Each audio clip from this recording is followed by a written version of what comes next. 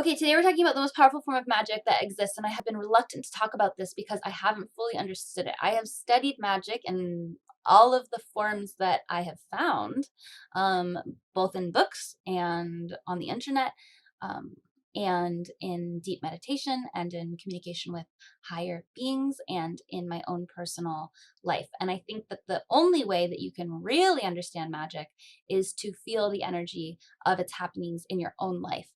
um, how do you do magic in a way that is ethical? How do you do magic in a way that is powerful? How do you do magic in a way that serves your most divine reality and serves the good of all? Because remember, we're all one.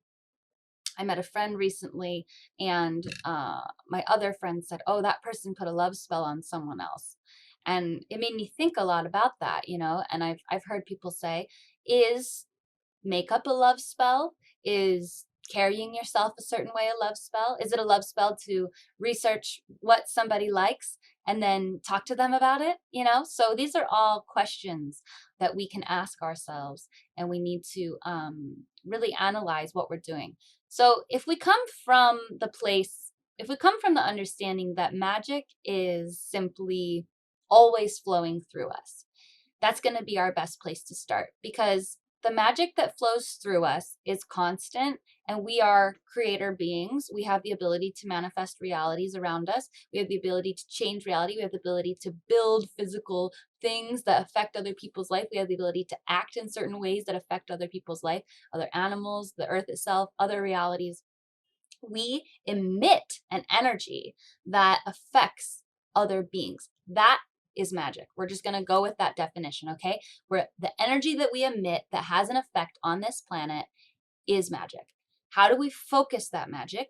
Many people have used things like spells and witchcraft and methodical ritual spaces. So we can talk about rituals first and foremost. Rituals are a repetitive act that you infuse divine energy into. You can do a ritual of brushing your teeth. I've seen rituals. I've seen spell rituals of beauty spells of putting on your makeup. And you put on your makeup and you say, "Oh, my skin is so clear," even if it's not. And you say, "Oh, my eyes are so enchanting," even if you feel like they're not. And you say, "Oh, my lips are so enticing," you know, whatever you want your face to look like, you just see that in the mirror as you're putting your makeup on. That is a spell.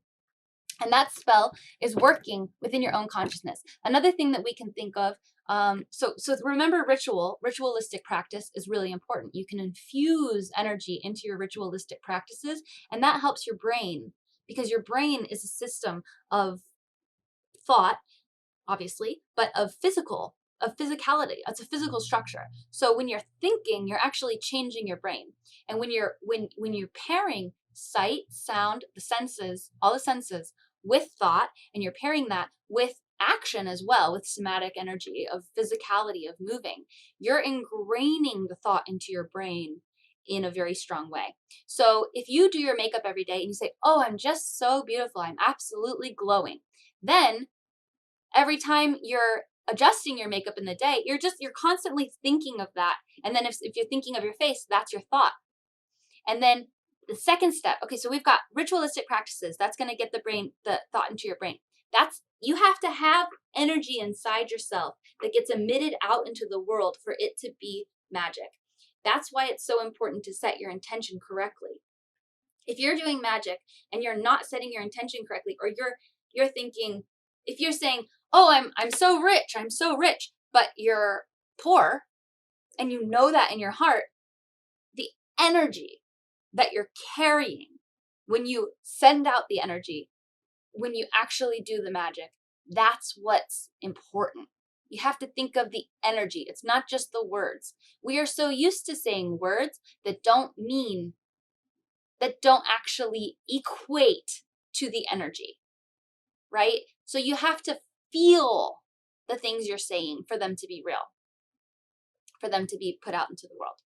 Okay, I need to write these things down. We've got energy distribution and the okay, I'm gonna write this down. Energy distribution. And then, so the other thing I was gonna talk about is the So we've got intention and we've got energy, and then you got repetitive actions. Okay, and then we have self-fulfilling prophecy. And self-fulfilling prophecy is a part of magic, and it's actually just it's a psychological result. It's the scientific explanation for how magic works, and it's good to understand self-fulfilling prophecy. So the basic study that is always referenced with self-fulfilling prophecy is that two people are in different rooms, and they're given different bits of information. They're strangers. So let's say I'm in a room, and they give me a picture of somebody, and they say, this person has been told all about you and they love you. They're like obsessed with Unicult. You're going to be talking to a super fan of Unicult, somebody who you don't know of yet, but they have just watched all your videos. They're so excited to talk to you about Unicult. Then the other person, actually, that's not true. He actually has not heard of anything about Unicult. He doesn't know anything about me. So we talk on the phone, and my energy is thinking that this other person is all about Unicult. By the end of that phone call, what do you think's going to have happened? He's going to be excited about Unicult because my energy is going to be like, yeah, man, Unicult's the best. It's so awesome. It's so cool. Like, you're going to love it. Like, I'm so excited that you're on board with this. Like, you can be a devoted member. You can sign up for all these things. We're going to collaborate. It's going to change the world, right? That's my energy when I'm coming onto that phone call. Okay. Scenario 2. Two strangers don't know each other. They give me a picture of this guy, and they say, this guy hates Unicult. He thinks it's the dumbest thing that's ever happened. He thinks you're ugly and stupid. The other guy, that's not true. He doesn't know anything about me. But what's my energy going to be like when I get on the phone with him? I'm going to be like, hey, you think I'm dumb and stupid? Like, why am I wasting my time talking to you? I'm not going to sell him on Unicult. I'm not going to suddenly be like, oh yeah, oh my gosh, Unicult's so amazing. Like, so happy you're here. I'm so happy to talk to you. I'd love to be connected to you. I'm going to be like, okay, bye. So when you think about this is self-fulfilling prophecy. The energy that we put out, our expectations of the world change the world. Because my reaction to that person on the phone is going to change. That could be the same person. And the way that I react, the way that they react to me because of my presupposition to them is going to be different. The first situation, they're going to probably the result is that whatever I thought that they had, they are going to be.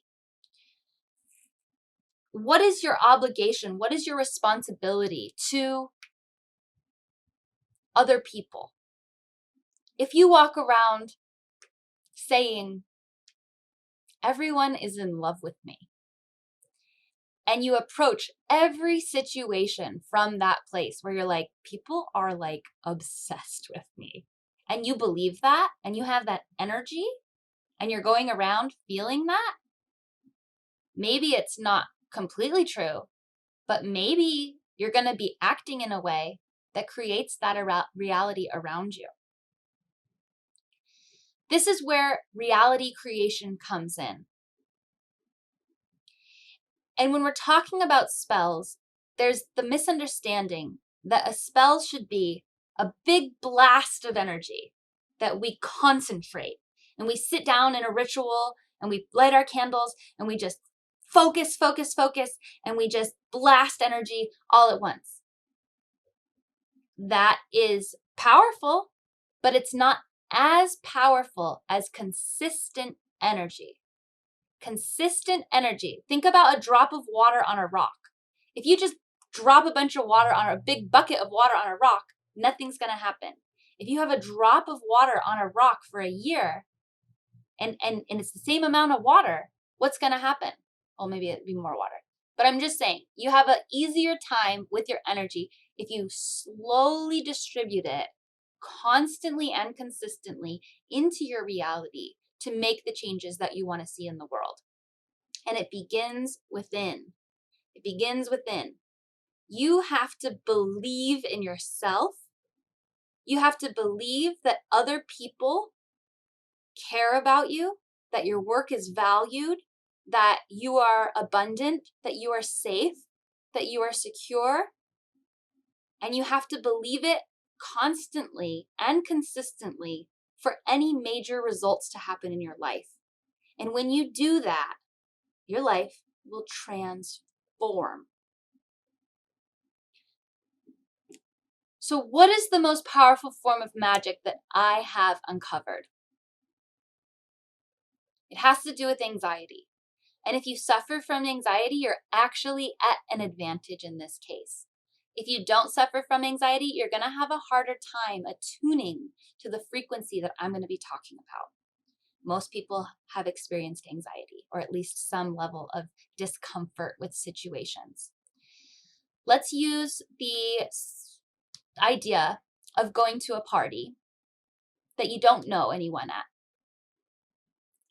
And you are unsure of what these people think about you.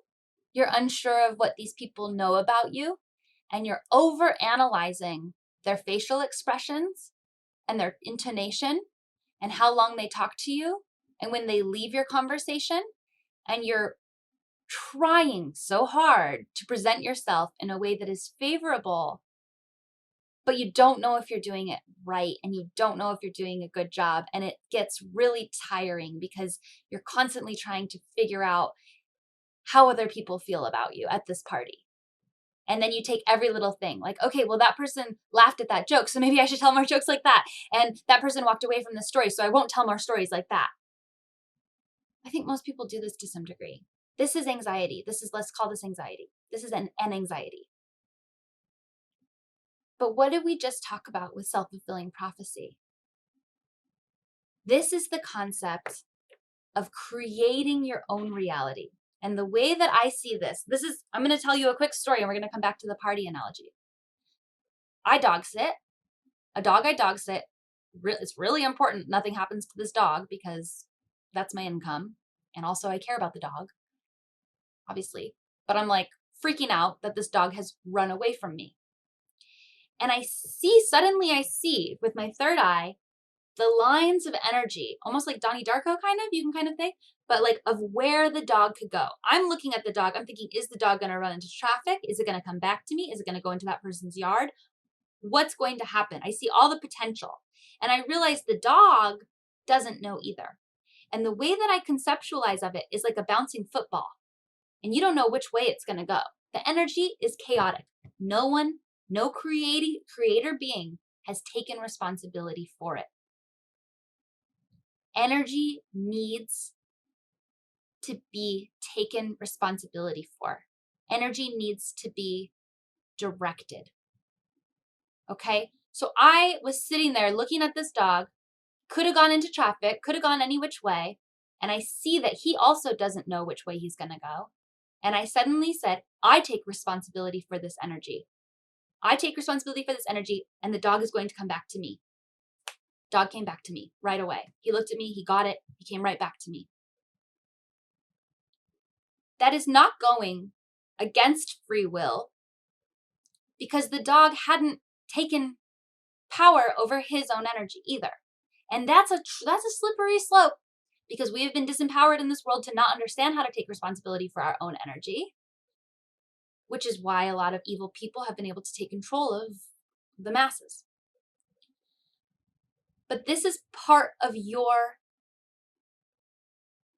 right of being a person. This is part of your right of having an existence. This is part of your right of being a creator being.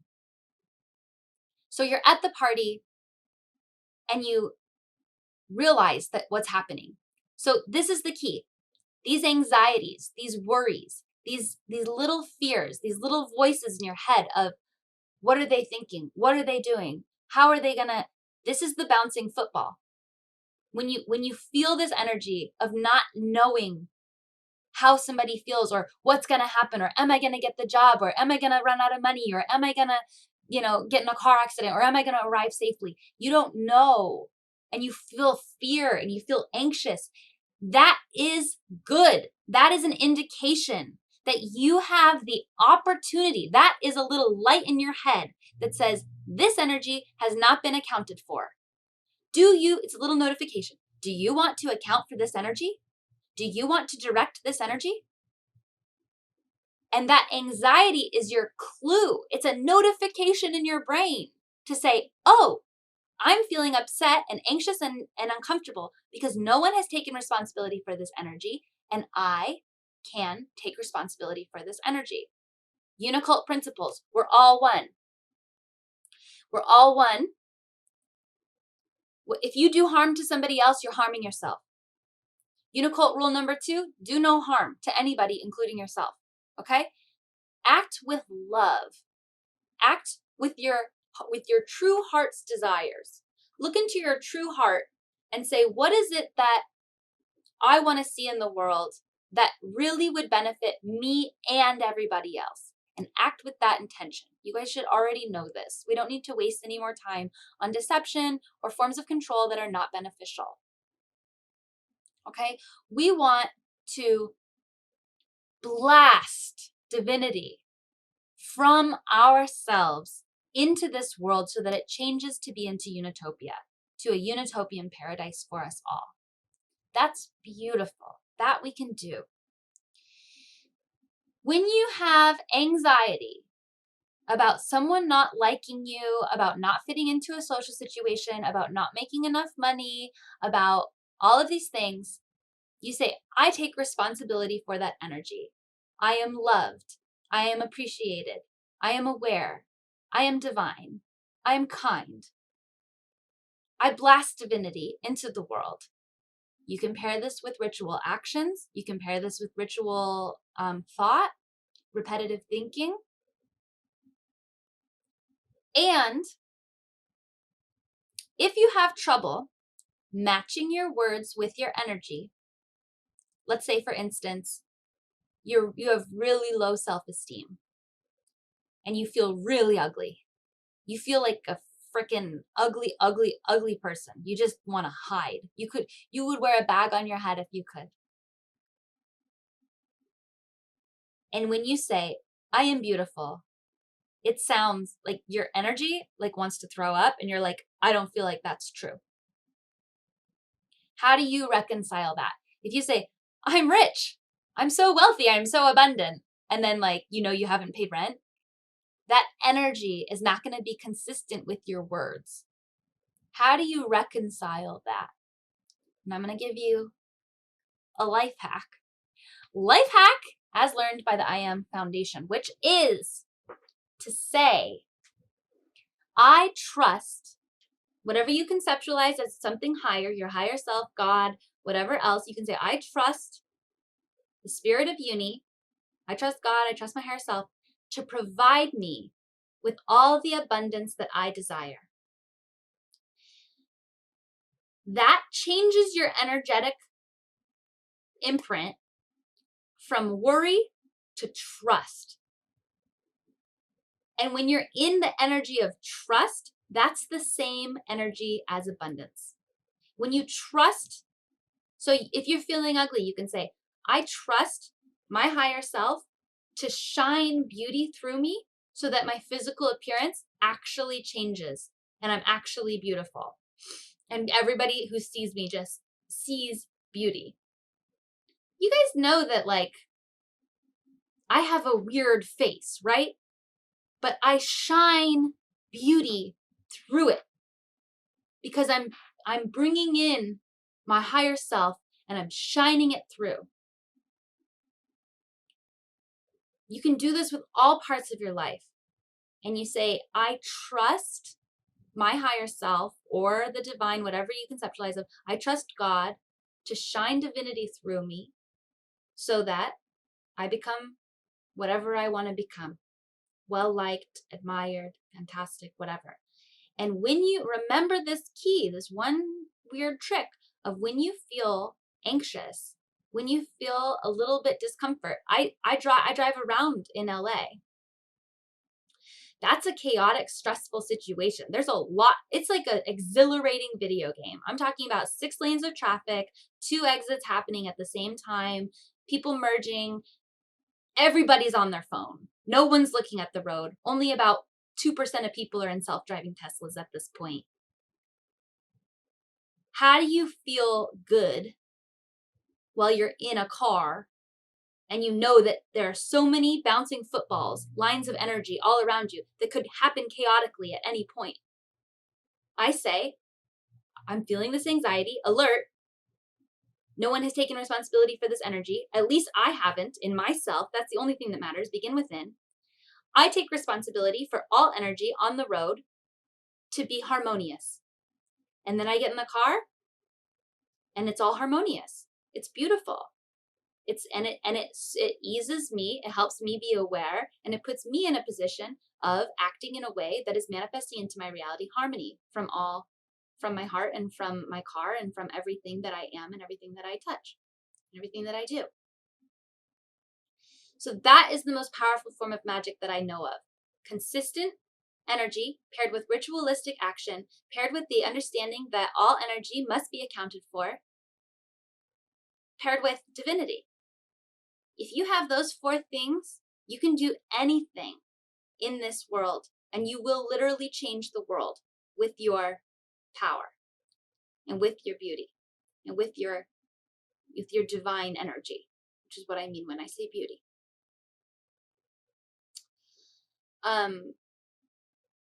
That's all. Thank you so much for joining me, you guys. I love you all so much, and I'm so happy we got to talk about this. This was a thought that was running in my head as I was sleeping, and I'm so happy that it was. Thank you. You can order commission paintings if you like. Somebody says they like my paintings. If you want a commission painting, let me know. We can talk. We'll make it affordable for you, whatever you need. You can also pay me a lot of money for paintings. I'm okay with that too. Okay, you bless. Happy Sunday. See you next week.